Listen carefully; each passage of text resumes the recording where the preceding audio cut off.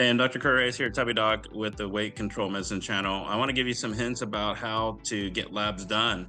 Hopefully, this will save you some money too. So, here's the agenda. We're just going to go over three big topics real quick: general payment advice, what companies to look at, and some special instructions at the end of the day. I usually tell my patients, but hopefully, it will apply to you in general. So, in general, you can probably, if you're working since we're at the beginning of the year right now, or towards the end of the year, about to start 2025 when I produce this video, you might be cycling through your deductible. And if you don't engage the healthcare system very much, you actually might save money by paying self-pay. You don't always have to use insurance for everything. And that's one of the biggest pieces of general advice. It doesn't matter if you're getting your roof changed or your car worked on, you don't have to use insurance. Sometimes it's just cheaper to use self-pay or to pay cash. You can do a mixture of pay. So what I do for my practice is I usually try to separate orders, the ones that I know that insurance will cover, some of the routine stuff, and some of the other stuff that people like to order. I'll order that separately so they have the option of paying cash with it or self-pay. And that also helps whenever there's a dispute over a code or whatever. Sometimes it's just time is the issue. So, if there's a dispute over the code, sometimes it's better to just say pay self-pay up front. Now, the way that labs usually work is if all the labs are on one order, it has to be either paid through commercial or self-pay. So that way, you might want to ask your office, can they separate the orders if they're willing to do that? I do it for my patients. You need to consider the timing of the deductible when you're doing the self-pay. So if you're at the beginning of your deductible year and you're not going to engage with too much healthcare, maybe it's not worth it. And this leads into the next thing about your FSA or HSA. Yes, you could use that FSA. Definitely want to use those funds because those are use-lose. But if you're HSA, might want to consider not using it for any deductibles or copays. Look at my other video on that. Just because it's an HSA doesn't mean you automatically have to use it. I made a separate video on how that is possibly your next retirement. Not possibly, it should be a retirement vehicle, and you really shouldn't be using it if you make enough money to cover your bills. That's some general advice. So where can you go to get these labs done? Are you locked into the lab orders that your physician gives you, your office gives you? The answer is no, you're actually not. Those are lab orders. We sometimes put it on a certain form to help that particular company, or if that business has a relationship with CPL requests, and we'll use their codes. So what I do with mine is I've consolidated to the big three in my region. I practice in Texas, so I have the codes for LabCorp, CPL, Clinical Pathology Laboratories, and Quest. And then I also write on the bottom of my notes that my lab orders can be used at anywhere. So if you work in a hospital, you can use a hospital-based lab. If you want to go to, I think there's another company called Anytime Labs. You want to take my lab orders over there? Go ahead. Now, as a patient, you have to advocate for yourself. Sometimes when you bring in orders from another physician, it says it's for LabCorp, and you go to Quest, the person doing the lab, the front desk, are going to be like, well, we can't use it because it's not the right order. No, advocate for yourself and say, yes, you can. And I'll get a little bit into that more on the special instructions. The other thing is there's a cool company around my area. It's called Get Labs. They will actually come to your house, draw the blood, and then send it to these three companies. So that's a nice service. So if time is you don't have much time and you want to schedule it in your house, Get Labs is a great solution. I always advise my patients, make appointments with these labs. Like Quest is sometimes found in Walmarts and they have Saturday hours. So just Google any of these, schedule an appointment when it's most convenient for you. Next thing we're going to talk about is going to be these special instructions. So non-fasting versus fasting. For my patients, I usually want fasting labs. But here's the deal. If you're caught between getting the labs done and you weren't quite fasting, I instruct my patients to go ahead and just get the labs done and let me know that they were non-fasting. Just tell the staff at the lab that you are fasting, even though you're not you may not have exactly 8 hours. If you're at 6 hours, just let me know when I review the results. The staff, here's a secret for the patients. The staff at the lab does not know if you truly have been fasting for 8 hours, okay? So if it says fasting on there and you're like, I just got to get it done because I won't be able to get it done, then just tell them that you're fasting, and then tell your physician, or at least talk with your physician about the restrictions on it. In my practice, I'd rather get the blood work done and I can interpret those results with the patient when they tell me, were you truly fasting or not? Because there's only really two things that get altered on those labs. It's going to be your triglycerides and your daily glucose is what's going to be altered on there.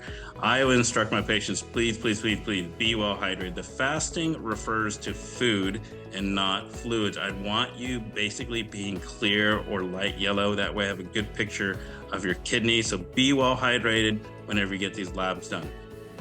And this ask for the supervisor, the next bullet point there. So what does that mean? That means if you take one company's labs to another and that frontline employee is saying, sorry, we can't do it, ask for a supervisor, because it's really strange that a business would turn down business, right? So you're going to Quest, but you have orders from LabCorp and they don't want to translate the orders over. That's kind of silly. Usually what I found most effective is I tell my patients to go and ask for a supervisor seat and you can get it done. Or you ask ahead of time, I have these orders, will you be able to transfer them to your system?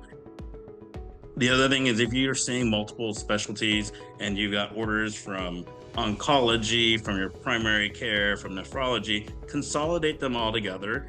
If you are able to read the lab orders, you go look through and then go ahead and ask the lab to either consolidate them so they don't draw the same vials over and over again, or you yourself look through and say, oh, okay, they're doing a comprehensive metabolic panel. They both ordered it, so you can line one out on one orders. I tell my patients, I authorize my patients to line out orders if they have the same order from someone else and just share them. Now, the biggest part of this, the hardest part about this, is making sure the results get to the physician. So here's the best way.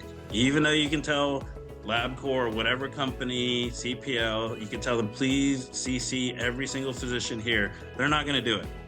The response is horrible. The only way you can make sure that I get those results or your physicians get those results is create a patient portal to each of these companies, get those results, and then email them to those practices, okay? By now, most practices should have a way for you to upload digital information. So hopefully through the portal or through some sort of email system, they should be able to do that. Now, for special instructions for my patients, usually the ones that are really time sensitive, at least in my practice, I don't do any fancy testing like my endocrinologist or some of the specialties. So be aware that there is a window that testosterone labs need to be in. I usually try to separate testosterone lab orders from the rest of it. That way you're not locked into 8 a.m. or 8 a.m. to 10 a.m. window to get the labs done. I separate it out so that way if you're just caught, you're living your life and you're like, okay, I can get these labs done at 4 p.m. Well, go get 99% of the labs done and then get the testosterone level on another day. I know it's inconvenient to get poked twice and to go back twice, but I would rather have a 99% solution and you left off your testosterone and not have you say, well, I couldn't make it between 8 a.m. and 10 p.m. so I didn't get any labs done. No, I'd rather you just get most of the labs done and then you can get your testosterone levels. This applies to men and women, okay? So if you're getting testosterone levels checked, whether you're a man or a woman, it needs to be between 8 a.m. and 10 a.m. because we want to check the peak of the testosterone level. All right, to finish up, I hope this helps. The big three things that I see that I usually advise my patients and coach my patients is, one, you don't always have to use your insurance because that can cause issues. Don't have the right code on it. They charge you more because you're billing it through the insurance. If your practice set it up that they can separate the lab orders in 2 different pages, then you can take the specialty ones and say, okay, I'm going to pay cash for this one and these routine ones, and insurance usually covers. You get that one covered by a commercial, or you just self-pay them, right? You'd be very surprised at how inexpensive labs are. Even Quest and LabCorp, go to their website. That's another hint. You could look and say, okay, if you don't want a doctor's order, they'll get you a doctor to sign it off and you can just order it there. Look at the different companies. You can use whatever company you want. An order is an order, but sometimes that frontline employee will block you, and you can take those orders. If you're a hospital-based employee, you can take it in the hospital to get that done.